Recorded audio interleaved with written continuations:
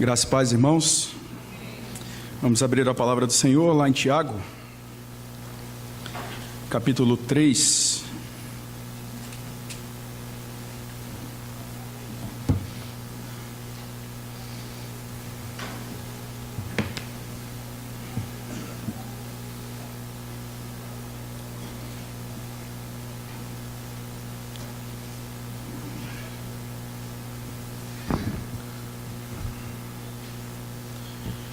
Tiago capítulo 3,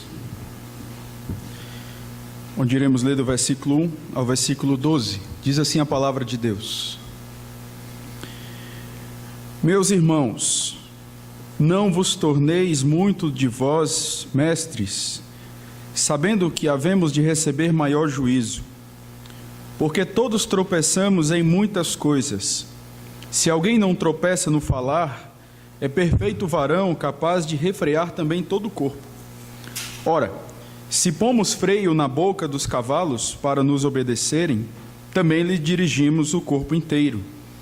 Observai igualmente os navios que, sendo tão grandes e batidos de rijos ventos, por um pequeníssimo leme são dirigidos para onde queira o impulso do timoneiro. Assim também, a língua, pequeno órgão, se gaba de grandes coisas. Vede como uma fagulha põe em brasas tão grande selva. Ora, a língua é fogo, é mundo de iniquidade. A língua está situada entre os membros de nosso corpo e contamina o corpo inteiro. E não só põe em chamas toda a carreira da existência humana, como também é posta ela mesma em chamas pelo inferno. Pois toda espécie de feras, de aves, de répteis e de seres marinhos se doma e tem sido domada pelo gênero humano. A língua, porém, nenhum dos homens é capaz de domar. É mal incontido, carregado de veneno mortífero. Com ela bendizemos ao Senhor e Pai. Também com ela amaldiçoamos os homens feitos à semelhança de Deus. De uma só boca procede bênção e maldição. Meus irmãos, não é conveniente que estas coisas sejam assim. Acaso pode a fonte jorrar do mesmo lugar o que é doce e o que é amargo? Acaso, meus irmãos, pode a figueira produzir azeitonas ou a videira figos? Tampouco fonte de água salgada pode dar água doce. Vamos, mais uma vez, orar e pedir a iluminação do Senhor. Mais uma vez, soberano Deus, nos colocamos aqui diante do Senhor, suplicando a Tua iluminação, suplicando a operação do Teu Santo Espírito, porque somos totalmente incapazes de, por nós mesmos, compreendermos a Tua Palavra. Precisamos do Senhor, precisamos que o Senhor venha agir nos nossos corações, abrindo os nossos ouvidos e inclinando o nosso coração, a nossa vontade, habilitando para que possamos tão somente desejar aquilo que o Senhor deseja, amar aquilo que o Senhor ama e odiar aquilo que o Senhor odeia. Essa operação, ela é realizada no nosso coração e nós oramos como o salmista: dá-nos um coração puro. Dá-nos um coração disposto, Senhor, a Te obedecer, a fazer a Tua vontade. Tem misericórdia de nós. Tem misericórdia do Teu povo aqui nesta noite. Pedimos isso no nome de Jesus. Amém. O que caracteriza um cristão para você? Eu creio que você de repente pode se perguntar nesse momento, mas espera aí, novamente essa pergunta do que significa ser cristão, esse é o tema de Tiago. Tiago, ele continua falando a respeito da verdadeira religião. Você há de lembrar que no capítulo 1, no verso 26, Tiago, ele diz: se alguém supõe ser religioso, deixando de refrear a língua, antes enganando o próprio coração, a sua religião é vã. E aí ele diz: a religião pura e sem mácula para com o nosso Deus e Pai é esta. E aí ele fala sobre visitar as viúvas, e ele fala sobre guardar-se incontaminado do mundo. E aí após isso, ele passa a fazer uma descrição sobre as relações, sobre a prática das boas obras, e ele continua nessa mesma ideia. E é por isso que eu pergunto a você nesta noite: o que caracteriza um cristão para você? Quais aspectos, quais características, quais qualidades você listaria de uma pessoa que é verdadeiramente piedosa? Eu quero ajudá-lo também nessa resposta. Talvez você colocaria na sua lista alguém que tem compromisso com a igreja, esse é um verdadeiro cristão. Alguém que é um bom marido, ou uma boa esposa, ou um bom filho. Alguém que dá o dízimo, que tem uma boa teologia, que anda nos trilhos onde você não tem muito o que dizer da família, da vida de tal indivíduo. O que caracteriza alguém que não é cristão, por exemplo?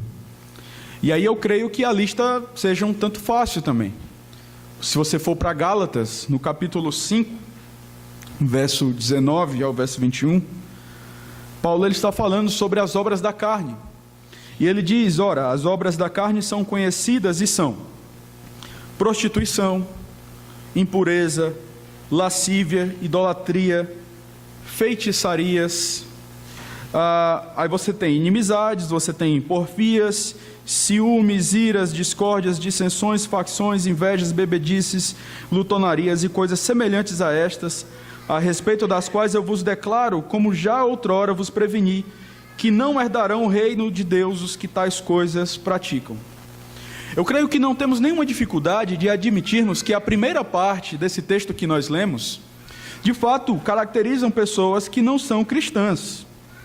Alguém que é envolvido com a ação de prostituição, alguém que é envolvido com impureza, podemos entender aqui questões relacionadas à pornografia, por exemplo, lascívias, idolatria e feitiçarias, não teríamos qualquer dificuldade de admitirmos que de fato essa pessoa, ela não é cristã. Mas você já parou para perceber que pessoas que causam inimizades entre as outras, pessoas que são dadas a porfias, ou seja, debates acalorados, onde visam derrubar o outro, ciúmes, iras, discórdias, dissensões, facções, invejas.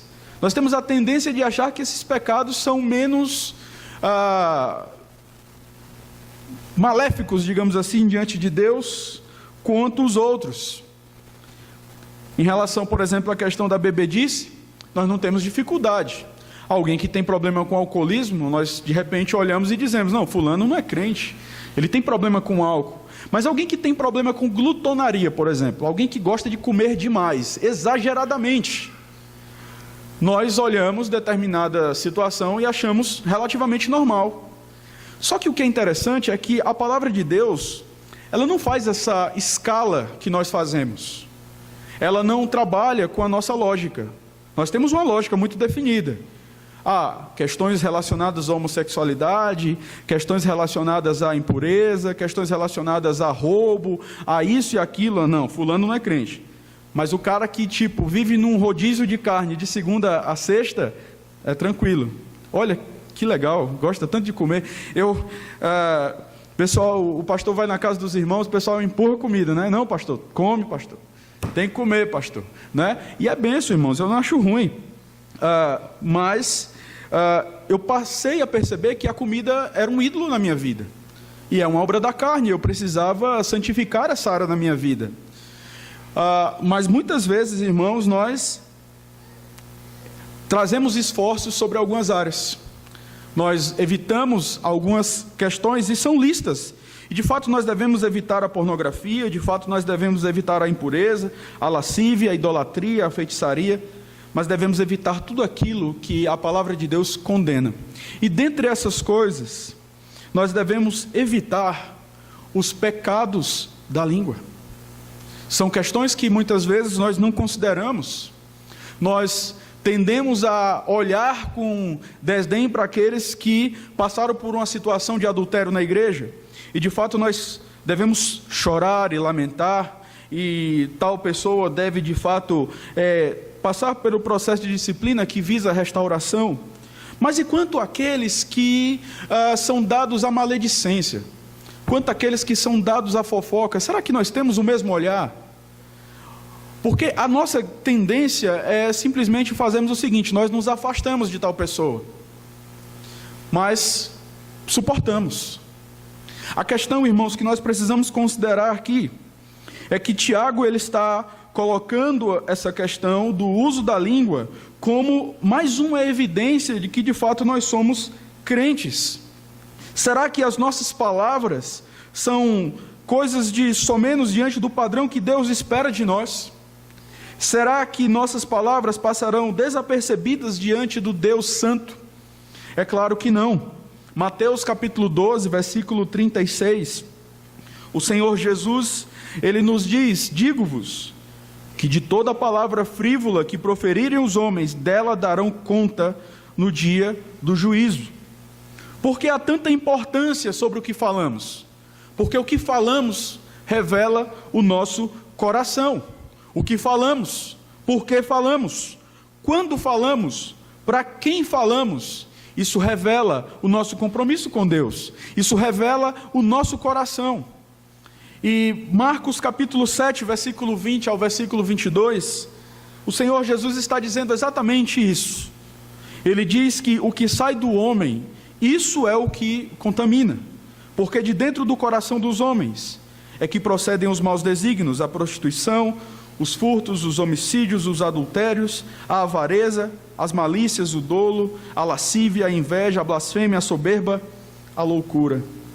Porque a boca fala do que está cheio o coração. Então, irmãos, não consideremos nem por um momento que as nossas palavras elas passarão desapercebidas diante de Deus. Não consideremos nem por um momento que uma coisa é o pecado da idolatria, outra coisa é o pecado da língua, porque na verdade, em última análise, o pecado da língua é um pecado de idolatria, porque falamos muitas vezes em nome de nós mesmos, falamos para satisfazer o nosso coração, quando na verdade somos convidados, somos convocados a satisfazer as exigências de um único Deus e de um único Senhor. Então nós precisamos considerar as palavras. Provérbios 16, 23 nos diz, Provérbios 16, 23 fala que o coração do sábio é mestre de sua boca e aumenta a persuasão nos seus lábios. As nossas palavras revelam o estado do nosso coração, e isso independe da nossa idade. Todos nós aqui somos convocados a termos um compromisso verdadeiro com o nosso Deus. Tiago ele já demonstrou uma grande preocupação com as palavras proferidas por seus leitores. Você há de lembrar que no verso 19 do capítulo 1, ele fala que todo homem deve estar pronto para ouvir e deve ser tardio em falar. No versículo 26 do capítulo 1 ainda, Tiago ele diz que se alguém supõe ser religioso, ou seja, se alguém supõe temer a Deus, deixando de refrear a própria língua, ou seja, falando aquilo que vem à cabeça, porque somos sinceros, antes enganando o próprio coração, a sua religião ela é falsa. Ou seja, se você diz que teme a Deus, mas você não refreia a sua boca, você está demonstrando que de fato você não é um cristão verdadeiro, ainda que nós possamos compreender, à luz da palavra de Deus, que nós temos pecado nessa área, mas nós não nos conformaremos com isso. Iremos pecar, infelizmente. Iremos usar de maneira equivocada as palavras. E diante do texto que nós iremos meditar nesta noite, eu tenho parado para refletir sobre a minha vida e percebido que muitas vezes tenho emitido opiniões achando que são as minhas opiniões e que as pessoas têm que ouvir as minhas opiniões, mas quando na verdade eu preciso que essas palavras elas passem pelo escrutínio da palavra de Deus, porque nem sempre as minhas opiniões elas revelam a justiça de Deus. E aí, irmãos, precisamos sim ter bastante cuidado com aquilo que nós falamos, por que falamos. Tiago capítulo 2, versículo 12, ele ainda preocupado com essa questão da língua, você vai ver isso no capítulo 4, no capítulo 5, mas eu quero apenas falar até onde nós estamos pregando. No capítulo 2, versículo 12, falai de tal maneira e de tal maneira procedei, como aqueles que hão de ser julgados pela lei da liberdade. lembre-se, Tiago ele está dissuadindo os seus leitores quanto ao significado de ser um verdadeiro cristão. No capítulo 1, Tiago ele fala que o verdadeiro cristianismo, em outras palavras, não consiste só no fato de ouvir sermões. Você há de lembrar que ele disse: não sejam meros ouvintes, mas pratiquem a palavra. No capítulo 2, aqui um resumo, Tiago ele diz que não basta crer somente. Você há de lembrar que Tiago disse: crê que Deus é um só, fazes bem, até os demônios creem. Então não é uma questão só de ouvir, não é uma questão só de dizer eu creio. Não é uma questão, irmãos, de simplesmente querer ser um mestre da palavra. Essa é a tônica do capítulo 3. Mas praticar aquilo que se ouve, realizar obras decorrentes da fé. E dentre essas obras, Tiago está falando aqui sobre dominar a sua língua. Entenda, o apelo de Tiago aqui não é para que aqueles irmãos sejam hipócritas. Muito pelo contrário, ele está combatendo a hipocrisia. Se nós devemos de fato, se nós vamos empreender uma luta contra as nossas palavras, essa luta ela é travada no nosso coração. Nós devemos clamar ao Senhor que nos dê um coração novo, um coração que ame aquilo que o Senhor ama e que odeia aquilo que Ele odeia. Então, conforme já disse, as nossas palavras revelam o nosso coração. E é diante disso que eu convido vocês a meditar sobre o tema os pecados da língua e o dever de dominá-lo. Os pecados da língua e o dever de dominá-lo. Em primeiro lugar, nós temos aí um alerta que Tiago faz àqueles que desejam tornar-se mestres. Olhe o versículo 1 e o versículo 2. A palavra de Deus nos diz: meus irmãos, não vos torneis muitos de vós mestres, sabendo que havemos de receber maior juízo, porque todos tropeçamos em muitas coisas. Se alguém não tropeça no falar, é perfeito varão, capaz de refrear também todo o corpo. A primeira parte do versículo 1, ele diz algo interessante para nós, porque até aqui Tiago ele estava se dirigindo a toda a igreja. E não pense que ele deixou de fazer isso, mas ele focalizou um pouco naqueles que estavam desejando tornar-se mestres. As pessoas estavam afluindo para o cargo do episcopado, do bispado, eles queriam ser pastores, eles queriam ser mestres, eles queriam ser presbíteros, e queriam essa questão por uma motivação totalmente equivocada. Tiago não está falando aqui que não devemos desejar o pastorado. Tiago não está dizendo isso. Tiago não está olhando para a igreja e dizendo: olha, não queiram ser presbíteros. A questão de Tiago é: parem de desejar o episcopado com motivações equivocadas, com motivações erradas. E esse desejo de proeminência entre os cristãos é algo que vem até mesmo entre os discípulos de Cristo. É algo que já vem antes.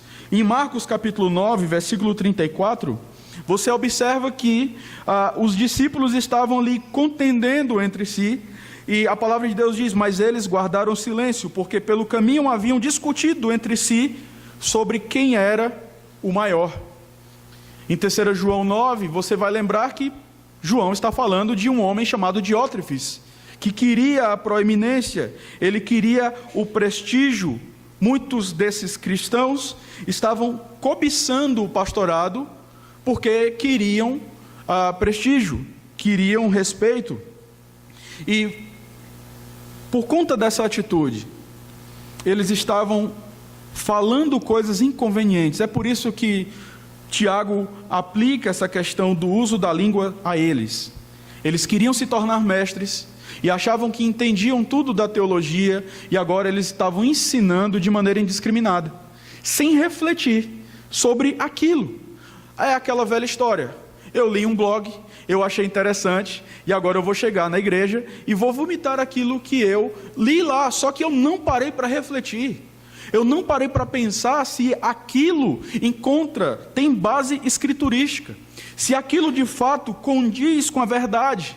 Aqueles irmãos estavam ouvindo, ou estavam interpretando a Escritura de uma maneira totalmente equivocada e estavam agora se portando como mestres. E o que é interessante, irmãos, nós percebermos é que falsos mestres não são só aqueles que adentram na igreja com motivos errados, são aqueles também que querem se tornar mestres sem a vocação do ensino. Pessoas boas, pessoas prestativas, e muitas vezes nós encaramos o trabalho presbiteral, o trabalho, não digo relacionado à área docente, mas do presbítero, assim. Fulano é um cara legal, é um cara que vem para a igreja sempre, é um homem muito prestativo, vamos colocar ele para ser presbítero. E às vezes, por uma falta de instrução, o irmão assume esse cargo e ele passa então, porque não foi vocacionado, a ser um empecilho na casa do Senhor. Não porque ele é um mau caráter, mas porque não era para ele estar ali. É baseado nisso que Tiago diz: meus irmãos, não vos torneis muitos de vós mestres. E qual é a razão dessa exortação de Tiago? A razão da exortação de Tiago encontra-se aí no versículo 1, na parte B: sabendo que havemos de receber maior juízo. Nós podemos ter a intenção boa, mas se não fomos vocacionados pelo Senhor, nós não devemos nos portar como mestres. Nós não devemos nos portar ou buscar o episcopado se Deus não nos chamar para isso. Precisamos cuidar, irmãos, porque de acordo com o que Tiago diz aqui para nós, haverá maior juízo sobre aqueles que desejam o cargo de mestre, mas não foram vocacionados para isso, e por isso eles servem de empecilho na casa do Senhor. E de repente você olha para esse texto e você fala: mas o que isso tem a ver comigo? Todos nós temos opiniões, todos nós temos interpretações, todos nós temos algo a dizer sobre todas as coisas, mas nós precisamos aprender a refrear a nossa língua, porque às vezes um conselho mal dado, uma palavra mal colocada, mesmo que sendo escriturística, pode derrubar uma pessoa. Você há de lembrar do próprio Satanás, quando ele estava no deserto, lá em Mateus capítulo 4, o que foi que ele usou contra Jesus? A Escritura. O simples fato de você mencionar versículos não significa que a sua concepção é bíblica. Você pode usar de uma maneira equivocada. E é por isso, irmãos, que nós devemos estar prontos para ouvir. Ouvir o quê? A palavra de Deus. Prontos para ouvir aquilo que o Senhor tem a nos dizer. E prontos para praticarmos. Observe aquilo que Jesus fala dos fariseus, por exemplo. Em Mateus capítulo 23, do versículo 1 ao versículo 7, a palavra de Deus diz: então falou Jesus às multidões e aos seus discípulos. Na cadeira de Moisés se assentaram os escribas e os fariseus. Fazei e guardai, pois, tudo quanto ele vos disserem, porém, não os imiteis nas suas obras, porque dizem e não fazem. Atam fardos pesados e difíceis de carregar, e os põem sobre os ombros dos homens. Entretanto, eles mesmos nem com o dedo querem movê-los. Praticam, porém, todas as suas obras com o fim de serem vistos dos homens, pois alargam os seus filactérios e alongam suas franjas, amam o primeiro lugar nos banquetes e as primeiras cadeiras nas sinagogas, as saudações nas praças e o serem chamados mestres pelos homens. Então perceba, essa questão não é algo novo. O próprio Senhor Jesus já estava combatendo esse desejo desenfreado de alguns desejarem o mestrado, digamos assim. Agora olha o versículo 2: porque todos tropeçamos em muitas coisas. Se alguém não tropeça no falar, é perfeito varão, capaz de refrear também todo o corpo. A segunda razão para muitos não tornarem-se mestres é que todos nós tropeçamos em muitas coisas, todos nós transgredimos a lei do Senhor. Mas Tiago está falando aqui especialmente sobre os pecados da língua: blasfêmia, mentira, conversação torpe, palavras vãs, chocarrices, maledicências, difamação, malícia, calúnia, enfim, a lista é gigantesca na Escritura. Os mestres, eles deveriam utilizar-se das palavras não para expressarem aquilo que simplesmente acham, mas aquilo que convinha à sã doutrina. Porque se alguém não tropeça no falar, é perfeito varão, capaz de refrear também todo o corpo. Essa perfeição que Tiago fala aqui é maturidade. Tiago não está falando de alguém que é impecável, mas de alguém que demonstra maturidade pelo simples fato de refrear a língua. Você quer conhecer uma pessoa madura? Observe o que ela fala. Observe as motivações dela, por que ela fala. Observe para quem ela fala o que ela fala. Aí você percebe a maturidade de uma pessoa. Não importa, o que Tiago não está falando aqui é de tempo de igreja, e muitas vezes achamos isso. Achamos que a maturidade vem com os anos de igreja, e não tem nada a ver, irmãos. Muitas vezes, os anos servem para evidenciar a tolice de muitas pessoas. Nós devemos ser maduros e demonstrarmos essa maturidade pelo fato de controlarmos o nosso coração. E nos perguntarmos, espera aí, por que eu estou pensando isso? Por que eu estou querendo fazer essa colocação neste exato momento? E muitas vezes, pequenas coisas, conversas de corredor, muitas vezes nós pecamos nesta área. Embora muitos de nós não tenhamos o chamado para o ensino, nós somos responsáveis por portarmos a mensagem do Evangelho. Nós somos responsáveis por anunciarmos a palavra de Deus, não só fora dos limites da igreja, mas anunciarmos a palavra de Deus entre nós. E será que aquilo que nós temos falado convém com a sã doutrina? Será que as nossas palavras, elas de fato refletem a justiça de Deus, são coerentes com o ensino da palavra de Deus? Nós não devemos ser precipitados em nossas colocações, das quais nós não temos certeza. É o nome do Senhor que está sendo propagado. Daí, não raro, alguns irmãos fazem algumas perguntas, e nós simplesmente dizemos, olha, eu não sei, eu tendo a pensar assim. Eu sei que muitas vezes, como muitos aqui gostam de teologia sistemática, e nós queremos resposta para tudo, mas tem coisas que não temos resposta. E é muito interessante ouvir o que Calvino ele tem a dizer sobre esse ponto. Quando a Bíblia fala, nós falamos. Quando ela se cala, nós nos calamos. O nosso grande problema é que nós queremos falar quando a Bíblia não fala, porque nós queremos ser vistos pelos homens, nós queremos ter uma resposta, nós queremos ser celebrados pela nossa inteligência. Mas não é isso, irmãos, que nós devemos fazer. Nós temos um Senhor. Diante de Deus, nós podemos dizer, ainda que eu não estou aqui falando contra a intelectualidade, mas diante do Senhor, nós devemos ser como papagaios, copiar aquilo que Ele nos diz na sua palavra, e não queremos isso. Nós queremos ser o dono do papagaio, mas não o papagaio, porque não tem muito o que dizer. Nós devemos ser apenas propagadores da revelação de Deus. Não temos uma revelação especial, uma revelação que vem do nosso coração. Não, irmãos. A revelação suficiente é essa aqui. E nós devemos falar de acordo com ela, e não de acordo com aquilo que nós achamos. Por isso, nós devemos controlar a nossa língua. Tiago, ele agora traz 3 ilustrações quanto ao domínio da língua. E essas ilustrações estão do verso 3 ao verso 5.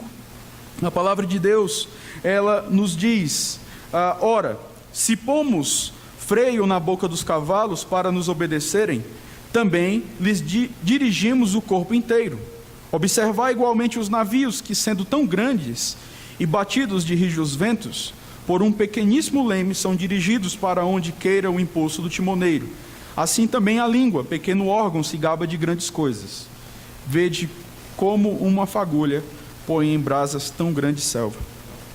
Estes versos, eles vão ilustrar aquilo que Tiago disse anteriormente. Se alguém não tropeça no falar, é perfeito varão, capaz de refrear também todo o corpo. Em outras palavras, se alguém controla a língua, controla o corpo inteiro, o que significa controla a sua existência. A primeira ilustração encontra-se aí no verso 3. É a ilustração do cavalo com freios. Tiago, ele parece ser alguém que gosta de ilustrar o seu ensino através da natureza, e você vai lembrar isso, capítulo 1, versículo 6, capítulo 1, ainda, versículo 11, enfim, são vários exemplos do cotidiano que Tiago utiliza para ensinar aqueles irmãos. O ponto da ilustração de Tiago aqui, especialmente no versículo 3, é que para termos a obediência de um animal forte, como o cavalo, por exemplo, Basta que tenhamos controle da sua boca mediante os freios. Se lhe pomos freios, lhe dirigimos o corpo inteiro, ou seja, mudamos a direção para onde queremos. Da mesma maneira, quem controla a sua boca, controla todo o corpo, mantendo-se na direção desejada. Da mesma forma que um cavaleiro conduz o cavalo conforme o desejo do seu coração, as palavras que proferimos, elas revelam nossos desejos e vontades, o nosso coração. Aquilo que falamos, irmãos, não existe essa desculpa de, saiu. O que sai é aquilo que vem do nosso coração, é aquilo que vem de acordo com as nossas afeições, de acordo com aquilo que percebemos da realidade e que evidenciam se de fato percebemos de maneira bíblica ou não. Daí isso nos livra daquela velha história, mas é só a minha opinião, ou então, eu prefiro ser sincero, pastor, eu falo mesmo, porque sabe como é que é, tem muitos aí que não falam, eu pelo menos falo. Calma, você fala por quem e por quê? Isso você precisa pensar. As nossas palavras revelam o nosso coração. A segunda ilustração, Tiago usa, está aí no versículo 4, ele fala dos navios e seu pequeno leme, do navio e seu pequeno leme. Observar igualmente os navios, que sendo tão grandes e batidos de rijos ventos, por um pequeníssimo leme, são dirigidos para onde queira o impulso do timoneiro.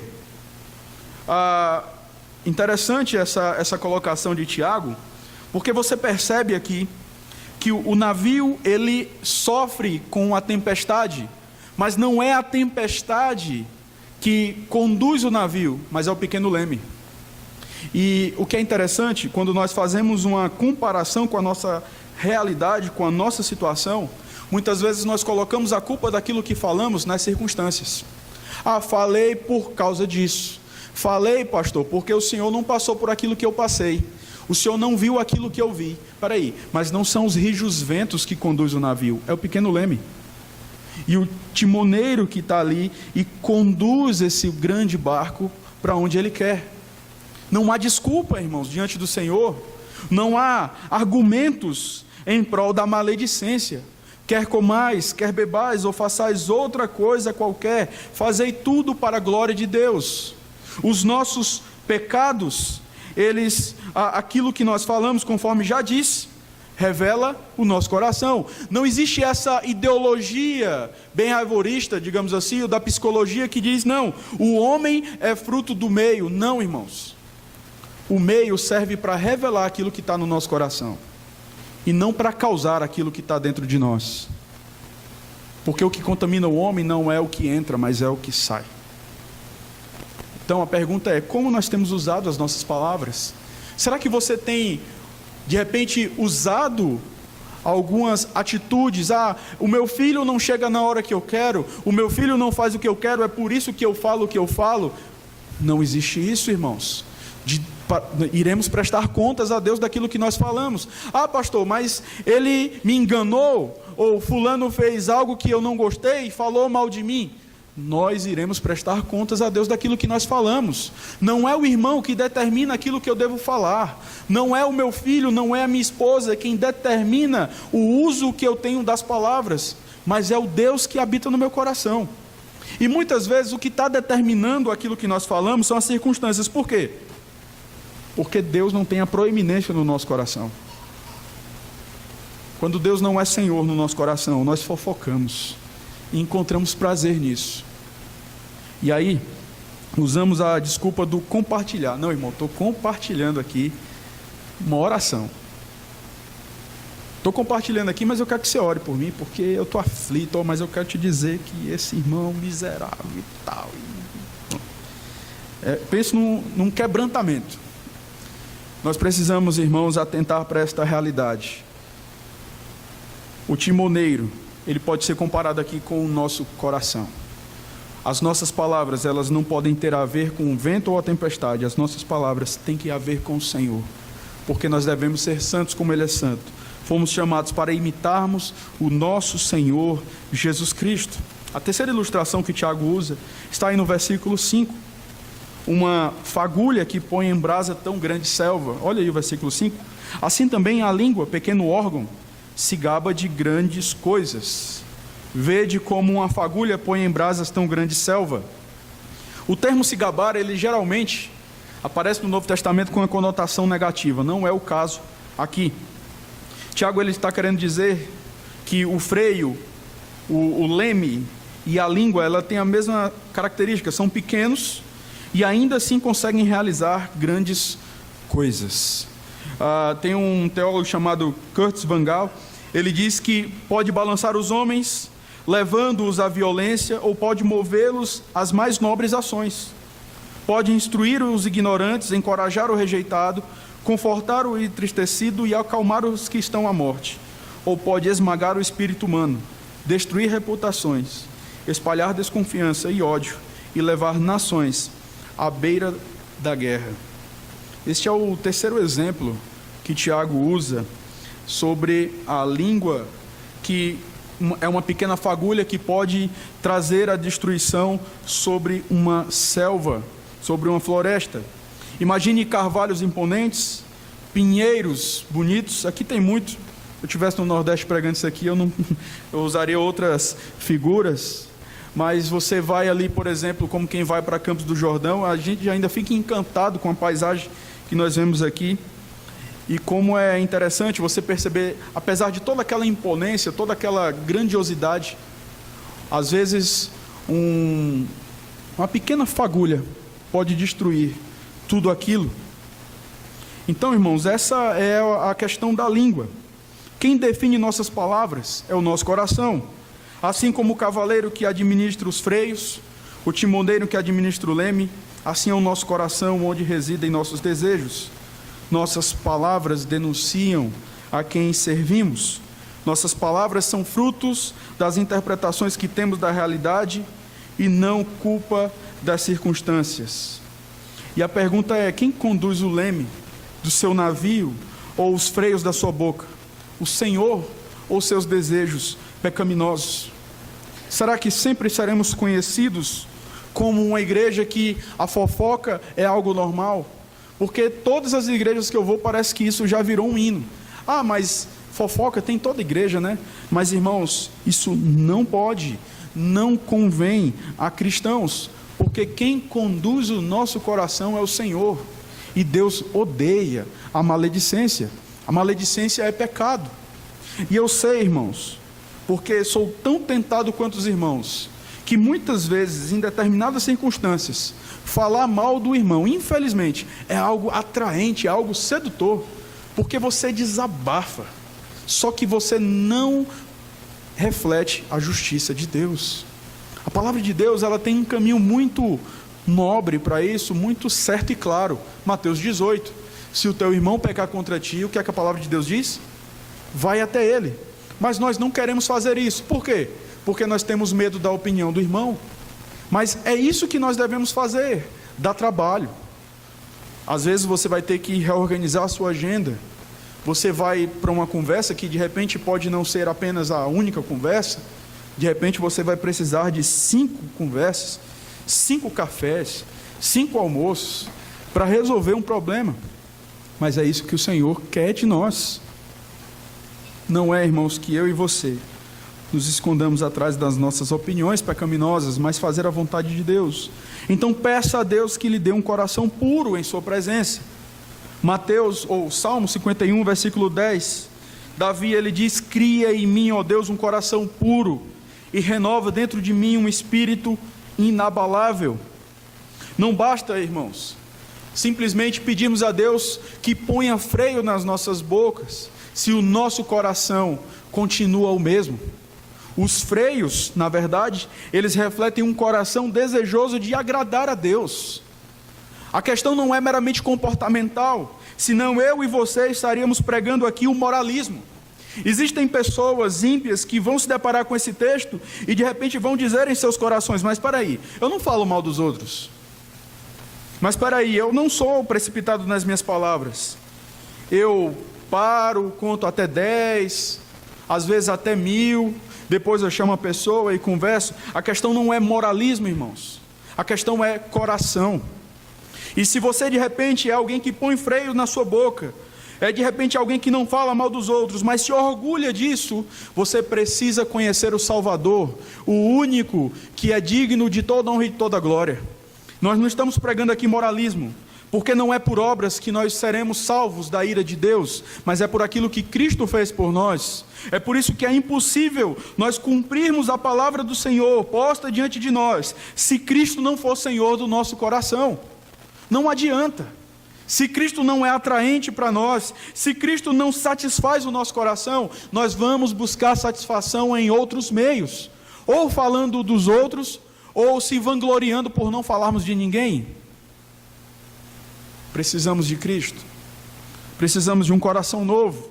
É por isso que Davi diz: Senhor, cria em mim um coração puro, e renova dentro de mim um espírito inabalável, porque o nosso comportamento é fruto da nossa natureza, fruto de um coração transformado. Assuma a responsabilidade de guardar a palavra do Senhor no seu coração. Salmo 119, versículo 11: guardo no coração as tuas palavras para não pecar contra ti. Você quer conhecer alguém imaturo? Você quer conhecer alguém que não tem temor de Deus? É alguém que é conhecido no seio da igreja como fofoqueiro. Você já se fez essa pergunta? Será que as pessoas me conhecem como alguém que é fofoqueiro? Será que eu tenho agido dessa forma? Será que as palavras que eu tenho proferido, elas refletem o meu Salvador? Ou será que as minhas palavras, elas não glorificam a Deus? É uma coisa que nós precisamos pensar, irmãos, porque isso evidencia o nosso cristianismo. E Tiago, ele chega agora a algumas conclusões. Olha o verso 6 ao verso 8. Diante do que ele fala, ele chega a uma primeira conclusão. Versículo 6. Ora, a língua é fogo, é mundo de iniquidade. A língua está situada entre os membros do nosso corpo e contamina o corpo inteiro. E não só põe em chamas toda a carreira da existência humana, como também aposta ela mesma em chamas pelo inferno. Tiago faz 5 afirmações aqui acerca da língua. Em primeiro, a língua é fogo. Ela tem a capacidade de inflamar, ela tem a capacidade de destruir. Uma pequena fagulha, ela pode colocar em chamas uma floresta inteira. Nós muitas vezes não temos a ciência de que as nossas pequenas opiniões podem desgraçar a reputação de alguém.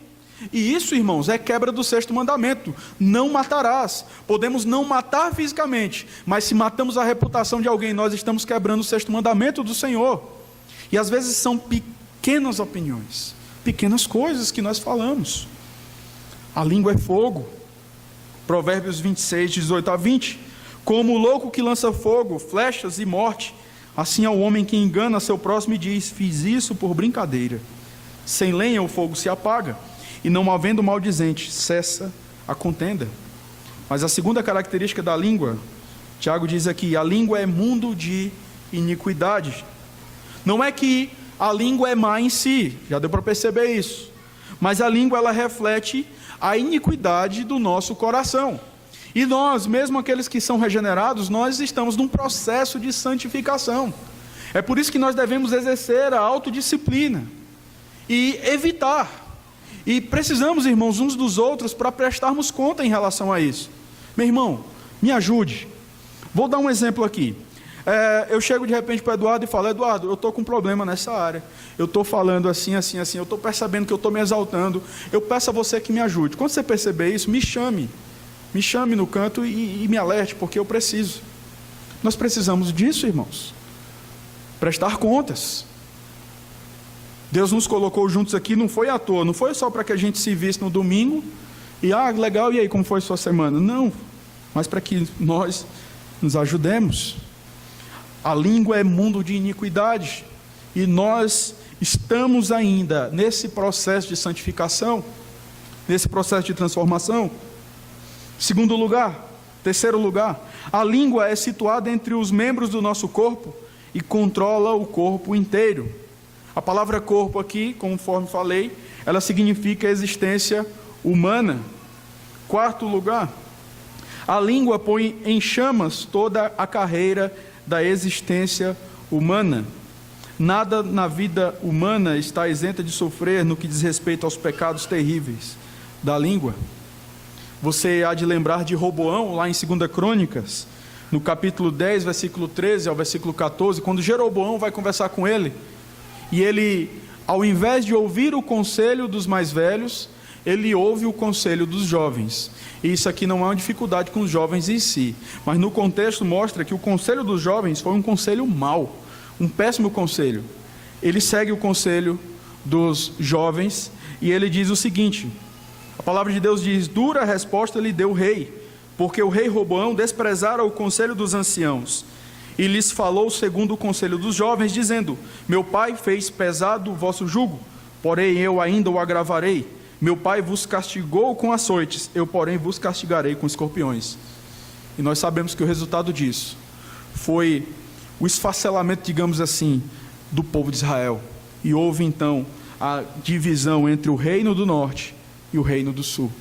Palavras mal colocadas podem causar grandes tragédias. As palavras, elas mudam o curso da história. As palavras, elas não mudam os planos de Deus. As palavras, elas não mudam o projeto que Deus tem para a história. Mas as palavras, elas influenciam. E eu não estou aqui fazendo alusão àquele livro lá que, por favor, nem leia. Há poder na palavra, uma coisa assim. Não. Mas as nossas colocações, as mal colocações, elas causam terríveis danos. Provérbios 15, versículo 1.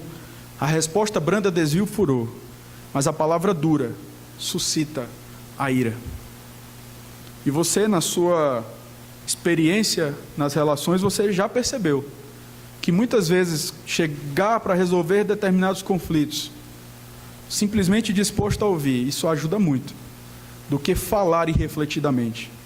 Isso causa um terrível dano. Nós precisamos atentar para essa questão. A última característica que ele fala aqui da língua é que a língua é posta ela mesma em chamas pelo inferno. A ideia aqui não é que aquele que usa mal as palavras, ele vai ser condenado ao fogo. A ideia aqui é que aquele que se utiliza mal das palavras, aquele que se utiliza mal da língua, ele está evidenciando que ele está sendo influenciado pelos valores do inferno e não pelos valores de Deus. E você vê isso no versículo, a partir do versículo 13, quando ele vai falar da sabedoria terrena. Olha o versículo 15 do capítulo 3. Esta não é a sabedoria que desce lá do alto, antes é terrena, animal e o quê? Demoníaca. As palavras mal colocadas, muito mais do que uma mera opinião, elas refletem o Deus a quem servimos. Será que isso não te incomoda? O fato de saber que a fofoca evidencia a sabedoria do demônio? Eu não quero comover vocês.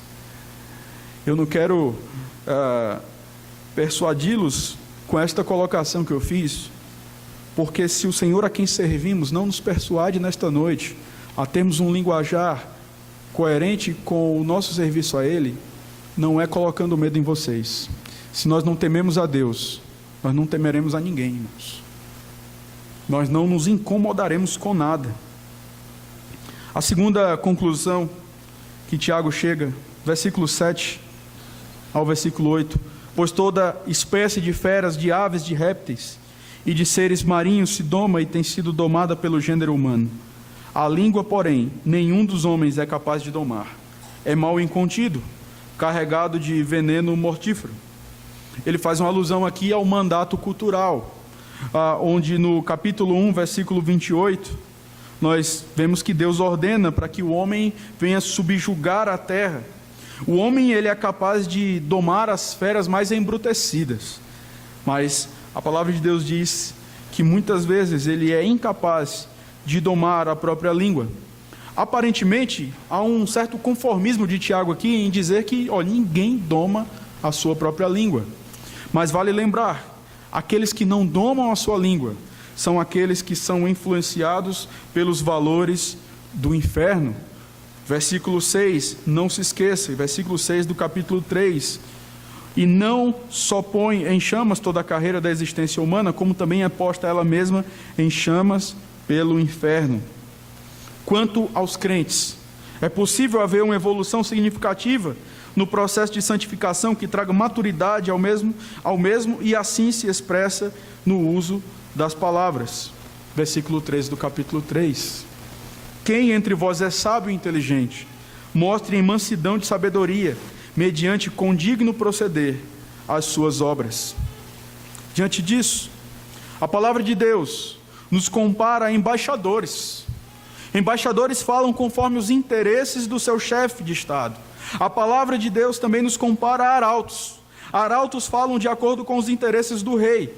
O que falamos tem refletido os interesses de Deus ou os nossos interesses?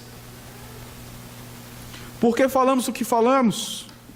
Daremos conta a Deus, irmãos, de tudo que nós falamos. Fale de acordo com a palavra de Deus. E não nos esqueçamos do conselho que Tiago nos dá.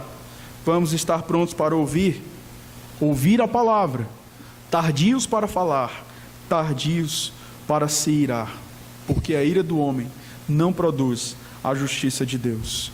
Você e eu somos filhos do Senhor e carregamos o seu santo nome sobre nós. Aquilo que nós falamos reflete o caráter de Deus. Certa vez eu ouvi, isso é algo concreto, é fato. As nossas esposas, elas refletem a nossa liderança no lar, elas refletem a nossa espiritualidade. E quando elas falam ou se portam inconvenientemente, isso demonstra muitas vezes uma falta de pastoreio, uma falta de supervisão no lar. Quando nós falamos, de maneira geral, nós demonstramos, ainda que as nossas palavras digam o contrário, se de fato Deus tem a proeminência no nosso coração. Se de fato nós encaramos a responsabilidade de glorificarmos a Deus em tudo aquilo que nós fazemos, não só nos trabalhos da igreja, mas naquilo que nós falamos. Nós somos desafiados quando alguém nos liga, e de repente liga irado com algum irmão, e nós somos ali desafiados, irmãos, a sermos pacificadores, a falarmos aquilo que convém às Escrituras. Quando de repente vamos visitar alguém, ou quando alguém pisa no nosso pé e nós não gostamos, nós somos desafiados até aí a refletirmos os interesses de Deus. As nossas palavras refletem o nosso Deus. Crianças, o que vocês têm falado? Adolescentes, o que vocês têm falado? Será que é tranquilo o simples fato? Não, mas nós temos o nosso grupo, nós temos os nossos amigos, nós abrimos o nosso coração uns para com os outros. Tome bastante cuidado. Todos nós que estamos aqui, estamos muitas vezes confundindo abrir o coração com maledicência. Nós precisamos se cuidar quanto a isso. Deus condena a maledicência e não se engana com as motivações do nosso coração. Nós podemos enganar uns aos outros, mas a Deus nós não enganamos. Ele conhece o porquê falamos o que falamos. E aí nós vamos caminhando para o final, onde Tiago ele apresenta uma contradição.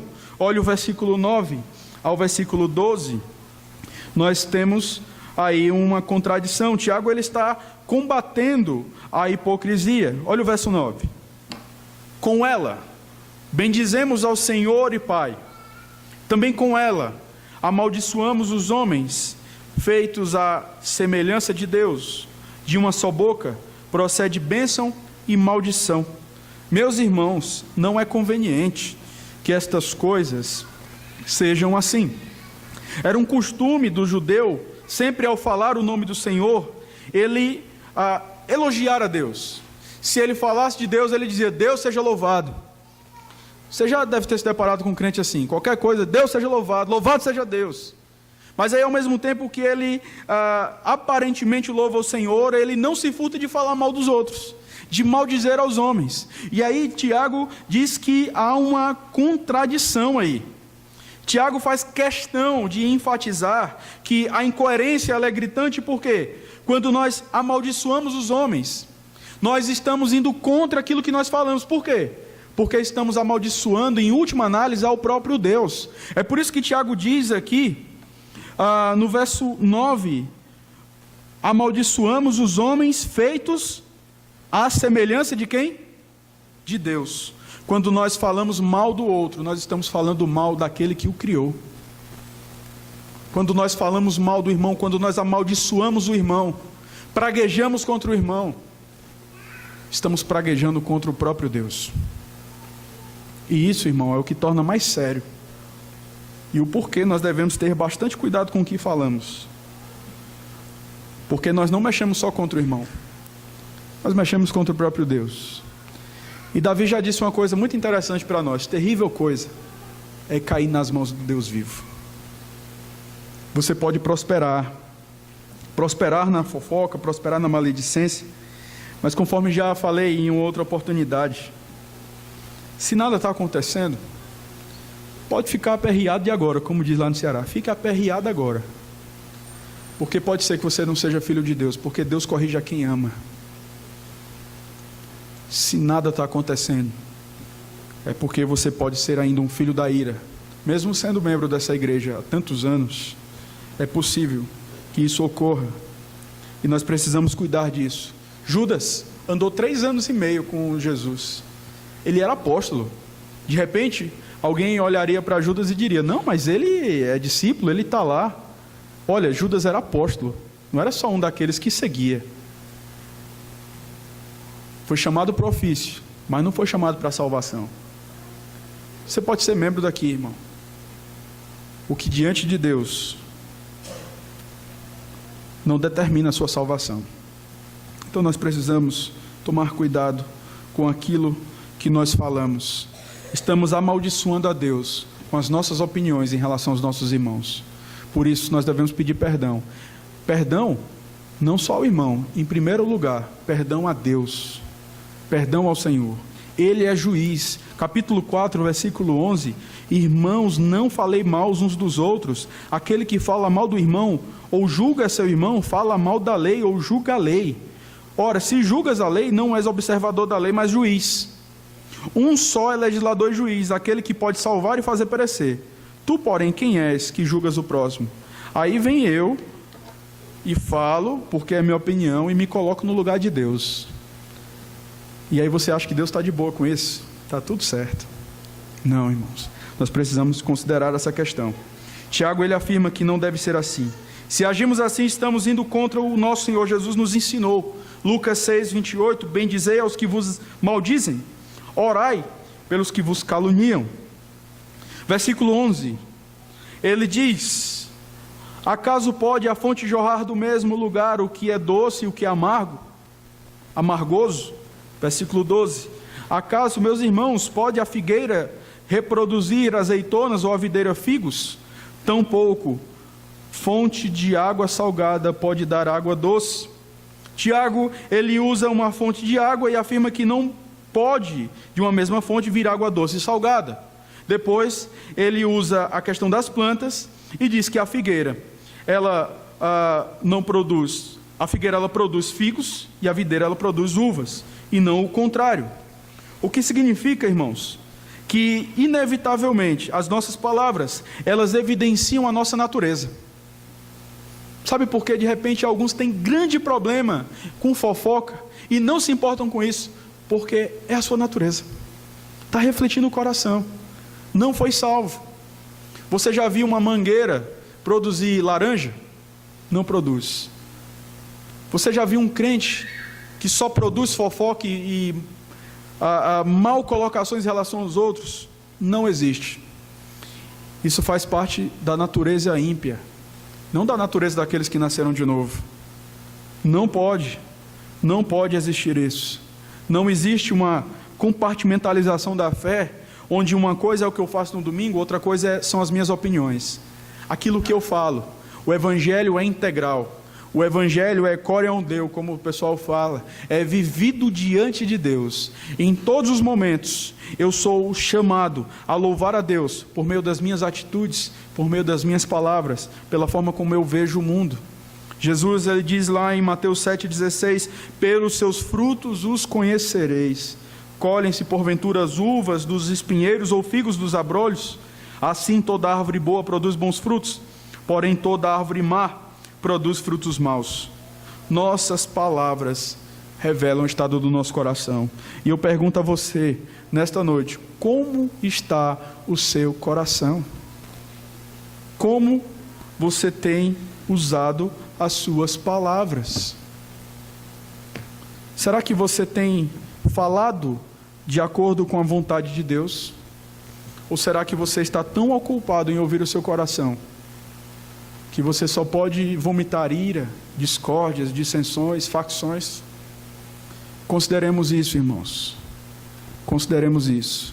No inferno vai ter prostituição, pessoas que têm, na verdade, prostituição não, prostitutos, prostitutas, ladrões, assassinos.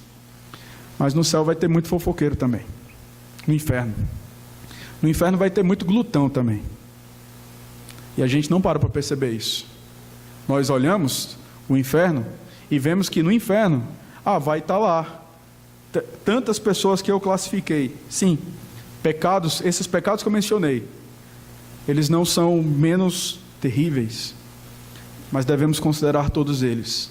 A fofoca, o mau uso da língua, de maneira contumaz.